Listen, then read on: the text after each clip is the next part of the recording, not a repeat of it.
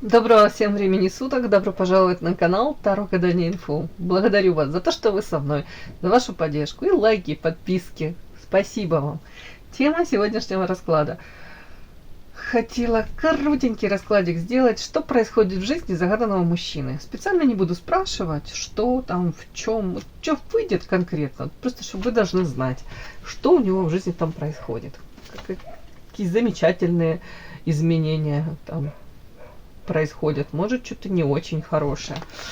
Для начала делаю быстренько его сигнификацию. Если резонирует, вы этого мужчину узнаете, точно ваш, то смотрим расклад до конца. Повторюсь, будет небольшой расклад, я надеюсь. Вспомните мужчину, кто забыл, глазки, его улыбку, тембр голоса, назовите его имя. Вспоминаем хорошие, девочки. Наполняем свою жизнь позитивом. Итак, какой он этот мужчина? Ой, хамелеончик. Хамелеончик. Что ж такое, уставший? Устал мужчина. Счастье. Несоизмеримо. Дисбаланс. О чем это? Устал ждать счастья? Странные карты, непонятные карты, сразу говорю. Так. Первая карта хамелеон. Это о том, что мужчина старается приспособиться к окружающему миру. При этом, как мне идет, он старается на самом деле быть, знаете, в своих проявлениях, в этом же приспособлении, может быть экологичным, может быть не токсичным, может быть, знаете, человек и приспосабливается, но при этом, как вам сказать, старается минимизировать какой-то урон, который он этим приспособлением может там причинить, этот урон каким-то там окружающим. Ну, вы поняли, да, смысл. То есть не хотелось бы ему быть там подлецом и причинить какие-то несчастья людям. Ну, в то же время ему хотелось бы в этом мире выжить, приспособиться, получить какие-то бонусы, плюшки. Вот так мне показан этот мужчина. Уставший, очень уставший, какой-то замученный. Может, мужчина и привлекательный, и красивый, но устал. А дальше карта счастья. Счастье и дальше диссонанс. Непонятно. И очень много сплетен вокруг него. В том числе диссонанс, может быть, сплетни о том, чего на самом деле даже нет. Ну, понятно, сплетни это в принципе то, чего нет. Тут как будто бы абсолютно что-то, какие-то странные, какие-то такие эмоции, энергии, счастья. Это ты счастлив?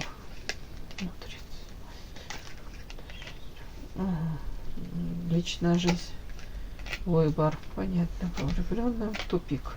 Понятно. Смотрите, счастье. Человек старается быть счастливым, радость ловить в чем? Карта мастерство. Может быть в реализации. Свою нишу какую-то занять в профессии. Это, вот, от этого ловит кайф.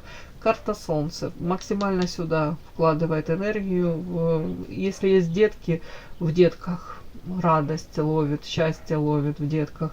По личной жизни я спросила, в личной жизни влюбленность. Влюблен в кого-то, но тут карта выбор. Это всегда выбор. То есть как минимум две женщины.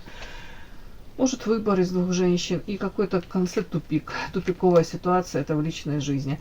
И такое, как будто бы человек пытается компенсировать, может быть, не совсем удачи в личной жизни, перекрывает профессиональным ростом, развитием, может, по солнышку какими-то своими вот эгоистичными даже хотелками. Вот хочу это и все. Если я не могу получить там любимую женщину или не могу с ней выстроить отношения, то хоть приложу усилия, там, уж не знаю, съезжу, отдохну куда-то, там, проведу время так, как мне нравится, максимально ничем себя не ограничивая. Ну, тут без всяких подтекстов. Так, диссонанс. Диссонанс о чем это? Это между желаемое, получить желаемое и то, что у него по факту он получает. Вот тут тоже так можно проиграть. Диссонанс о чем? Диссонанс. Вот смотрите, тоже диссонанс. Это то, чего он бы истинно хотел сейчас. Карта освобождения. Из какого-то как плена, из каких-то ограничений. Как вот бабочка из кокона вылететь и куда-то полететь. Вот так человек бы хотел быть свободным. Но диссонанс это о том, что он этого не получает по факту. Карта огонь. Из-за этого может быть агрессивным, нервным, злобным. Тут и страсть, кстати, может накрывать периодически. Ну, карта гроб, это все как хоп, и все схлопывается. То есть то, что он хочет, он этого не получает, человек.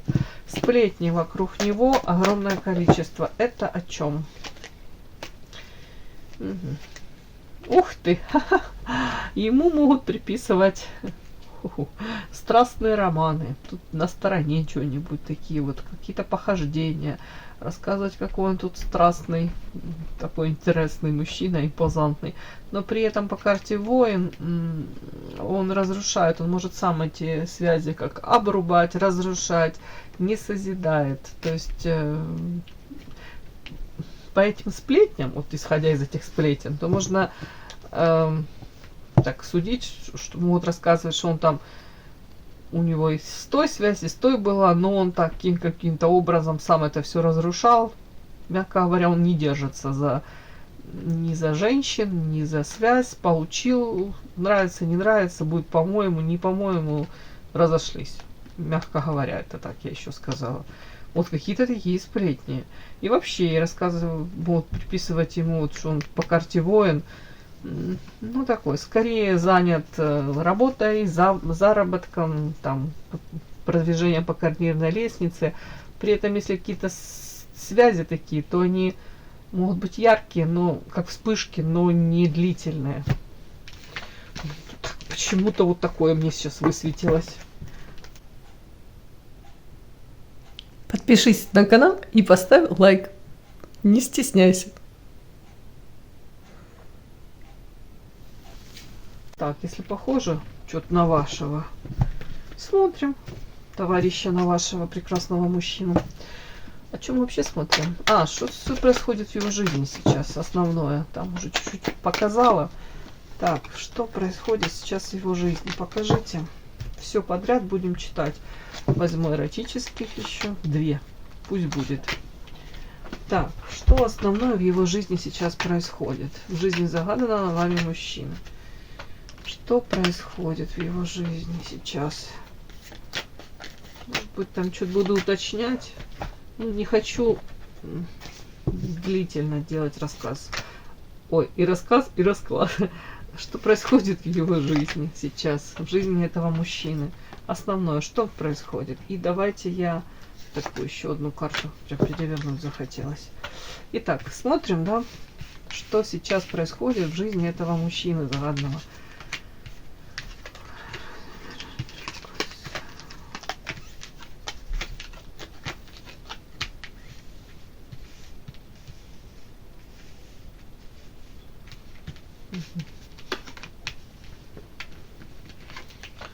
Ух ты. Эта карта очень часто на вас падает, выходит. Муза, яркая, харизматичная женщина, которая притягивает взгляды, наполняет энергией. Вы сами по себе энергетически наполнены. Вот часто, вот, к сожалению, мужчины видят вас, источник этой энергии, им хотелось бы к вам приблизиться, подпитаться этой энергией. Рядом с вами они чувствуют себя счастливыми. И тут прямо то ощущение какое-то описывается. Так, сейчас я вам расскажу. Ух ты, влюбленный опять выбор какого-то пути. Так, смотрите, что происходит в жизни у этого мужчины. Первая карта, конечно, сразу как вот показывает. Может, то даже ради чего вы смотрели и смотрите этот расклад. Повешенный. Это ощущение жертвы обстоятельств. Он себя так ощущает. Это как утопленник. Это состояние, знаете, когда, может, он и понимает, как в идеале выйти из этой тупиковой ситуации, да, может, и понимает, что нужно делать, но не хватает то ли смелости, силы, не хватает, вот что-то не хватает для того, чтобы выйти из этого состояния. Так вот, он четко понимает, что он где-то утратил, поэтому повешенному он утратил вот это счастье, радости, наполнение. Он вспоминает, как было ему классно с какой-то вот этой такой женщиной. Женщиной, которая вот несла вот эту яркость, вдохновение, какую-то легкость, сама по себе как райская птичка, муза. Вдохновляла, наверное. Может быть, как ребенок он себя чувствовал рядом с ней. вот это утрачено. Он сразу показывает, что это вот по повешенному. И говорит, я стал жертвой обстоятельств. И я утратил это счастье именно от этого общения с этой женщиной. Я сейчас таким себя не ощущаю. Ему так хотелось бы, чтобы эта женщина сама пришла, он так на лавочке сидит, там что-то газетку читает, она хоп, сама проявилась, обняла тут, как-то приласкала, обласкала его. Но жизнь такова, он говорит, селяви. Она улетела куда-то тут, в каком-то частном вертолете, самолете, и только какая-то тут сбросила ему какую-то туфельку, и он смотрит, тут рот приоткрыл и такой смотрит, говорит, неужели, а как? Я думала, она будет вечно меня ждать, я думала, она будет всегда рядом, а как это она посмела куда-то улететь? Все. Показано состояние по 5 кубков. Это оплакивание любви, оплакивание каких-то чувств, эмоций, да, вот тут эти эмоции как уходят, как вода в песок, вот тут вот. Вроде бы и осталось что-то, но очень много уже как утрачено. Так, влюбленных, 6. Ага, я поняла. По влюбленным. Опять-таки выбор, опять-таки ощущение того, что страсть какая-то, вот, это любовная тяга, она не пропала. Что происходит в его жизни? Он смотрит в сторону какой-то женщины, но при этом тут так интересно, вот карты, как я могу это протрактовать. Как будто бы человек и понимает, вам скажу, что нужно делать для того, чтобы быть с этой женщиной. Но он почему-то это не делает. Тут то ли еще выбор, еще одна женщина, то ли в принципе у него как будто бы еще есть чем заняться, как бы это сейчас нелепо не звучало. При этом предчувствие, так, башня. Тут башня в этой колоде, это башня не разрушения. Тут вот так странно дальше, вот что у человека в жизни происходит. У него какие-то предчувствия по поводу его стабильности, может быть, по поводу того, что он создавал долгие годы. Да, давайте не будем обесценивать. Если мужчина работал, тяжело работал, ну или не очень тяжело, ну, многие тяжело работают для того, чтобы достичь ту самую стабильность, материальную там опору. Ну, скажем так, если есть семья в них нуждается, там детки, жена, надеется на него, то у него тут предчувствие, что вот эта стабильность, которую он там создавал долгие годы, это какая-то как иллюзия. То есть в любой момент это все может быть рухнуть. Более того, тут еще такой подтекст, что вот эта стабильность его, на самом деле карнавал, он как будто бы с людьми, если он и остается там, может быть, семья, близкие люди, да, то у него ощущение, что на самом деле это как вокруг люди, которые носят маски. Он их и настоящих, истинных, он не знает. В любой момент, вот, может, это как иллюзия, эта башня, эта стабильность.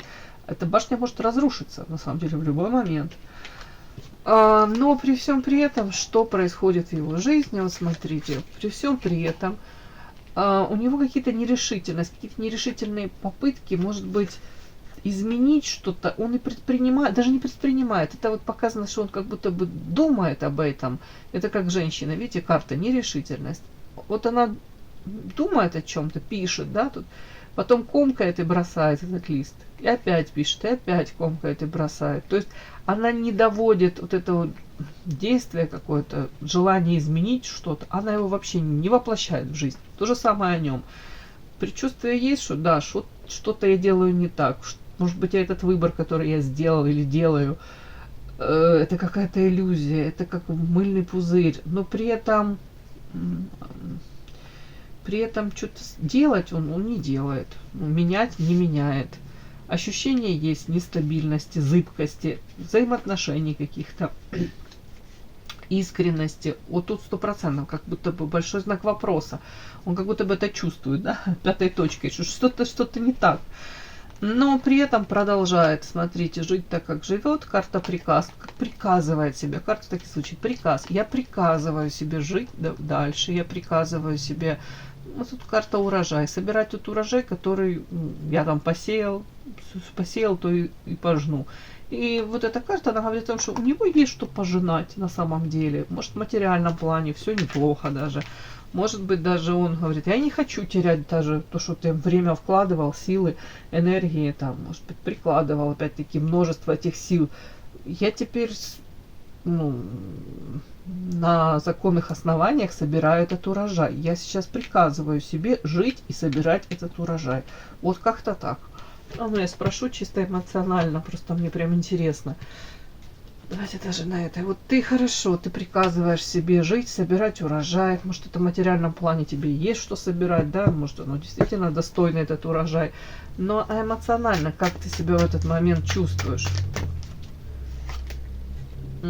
Так как вам сказать? Эмоционально, опять-таки, смотрите, тут он что-то комкает, пишет какие-то бумаги, тут он, тут, видите, как ветер какой-то вокруг, он эти бумаги раздувает. Тут женщина изображена, да, но тут, в принципе, человек, как вам сказать, штормит его. Вот эмоционально ему плохо, эмоционально какой-то холод, незащищенность, эмоционально он скорее от этих мыслей хочет избавиться, а они все равно его накрывают. Все равно вот одни мысли приходят, он их прогоняет, потом на это место другие мысли, и они также ему не дают спокойно жить. Как будто эти мысли они его не оставляют. Ну, штормит его, ему плохо. Ну, и при этом показано, мужчина очень не глупый. То есть где-то он даже как заложник собственных этих мыслей, где-то он даже, ну не буду говорить тут жертва обстоятельств, да, это очень глупо перекладывать ответственность. Но тут у мужчины непростой период, он все как будто бы взвешивает. Хотелось бы что-то изменить, но он тут же это все отвергает. Потом опять эти мысли его накрывают. И вот это вот счастье, вот это вот какое-то утраченное, да, вот ощущение вот этого какого-то пронзительного счастья, оно не дает ему спокойно жить, оно накрывает его, беднягу. Ой, все, девочки, вот такой расклад у меня сегодня получился. Вот так. И да, не забудьте подписаться, кто еще не подписан. Подписка, лайк, колокольчик, можно комментарий. Но те, кто уже подписаны и все это делают, большое вам спасибо. Умнички.